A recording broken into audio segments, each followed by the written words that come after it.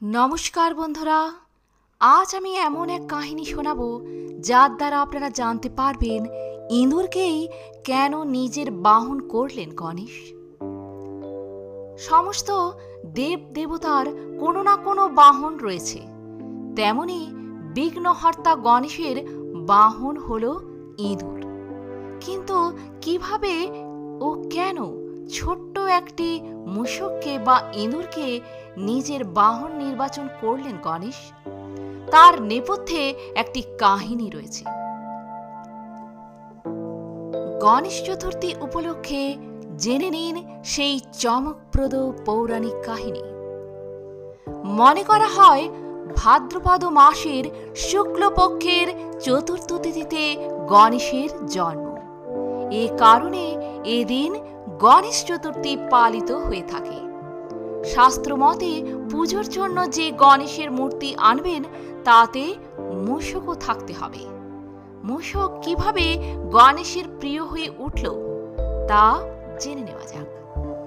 পৌরাণিক কাহিনী অনুযায়ী গজমুখ নামক এক অতি ভয়ঙ্কর ও শক্তিশালী অসুর ছিল।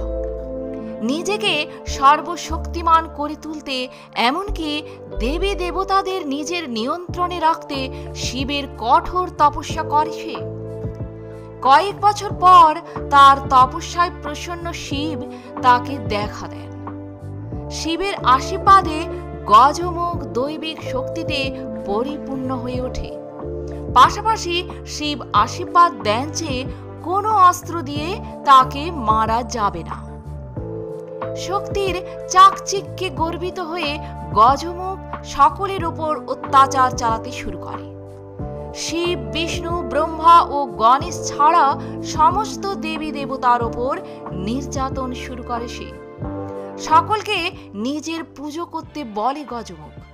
এরপর সমস্ত দেবী দেবতা ত্রিদেব ও গণেশের কাছে রক্ষার প্রার্থনা জানান।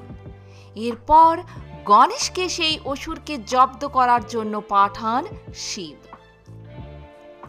গজমুখের সঙ্গে যুদ্ধ করে তাকে আহত করে দেন গণেশ, কিন্তু তা সত্ত্বেও গজমুখ দমে না। নিজেকে এক ইঁদুরে পরিণত করে গজমুখ। তার গণেশের দিকে আক্রমণের জন্য ছুটে যায়। গজমুখ গণেশের কাছে গেলেই তিনি লাফিয়ে ইঁদুর রূপী গজমুখের ওপর বসে পড়েন। তারপর গজমুখকে সারা জীবনের জন্য ইঁদুরে পরিণত করে দেন গণেশ। তারপর থেকেই ইঁদুরের সওয়ারি করেন গণেশ। অন্যদিকে এই প্রসঙ্গে আরেকটি কাহিনীর উল্লেখ রয়েছে। গণেশ পুরাণ অনুযায়ী গণেশ পূর্বজন্মে এক গন্ধর্ব ছিলেন। তার নাম ছিল ক্রঞ্চ। দেবরাজ ইন্দ্রের সভায় কোনো বিষয়ে আলোচনার জন্য সকলের সঙ্গে সেখানে ক্রঞ্চ উপস্থিত ছিলেন, কিন্তু তিনি নানানভাবে সভা ভঙ্গ করার চেষ্টা করেছিলেন। সেই সময় তার পা ভুল করে ঋষি বামদেবকে লাগে। ঋষি রেগে গিয়ে ক্রঞ্চকে ইঁদুর হওয়ার অভিশাপ দিয়ে বসেন। এরপরই ক্রঞ্চ অজ্ঞান হয়ে বিশালাকৃতি ইঁদুর রূপ ক্রঞ্চ ঋষি পরাশরের আশ্রমে পড়ে যায় এবং সেখানে উৎপাত শুরু করে। বই, পোশাক, বাসন সমস্ত কিছু নষ্ট করে দেয় ক্রঞ্চ। পরাশর ঋষির আবেদনে গণেশ ক্রঞ্চকে ধরার জন্য পাশ ফেলেন। পাতাল লোক থেকে সেই ইঁদুরকে খুঁজে গণেশের সামনে উপস্থিত করেন সেই পাশ। ইঁদুরের পলায় পাশ বাঁধা ছিল, যার ফলে সে অজ্ঞান হয়ে যায়। জ্ঞান ফেরার পর গণেশের কাছে প্রাণ ভিক্ষে চায় মূষক। গণেশ তাকে বর চাইতে বলেন, কিন্তু ক্রঞ্চ অস্বীকার করে। উল্টে বলে যে গণেশ তার কাছে কোনো বর চাইতে পারেন। ইঁদুরের কথা শুনে গণেশ হাসেন এবং তাকে নিজের বাহন হতে বলেন। এরপর থেকেই ইঁদুর রূপী ক্রঞ্চ গণেশের বাহন হন। তো বন্ধুরা, আশা করি জানতে পারলেন ইঁদুরকেই কেন বাহন করেছেন গণেশ।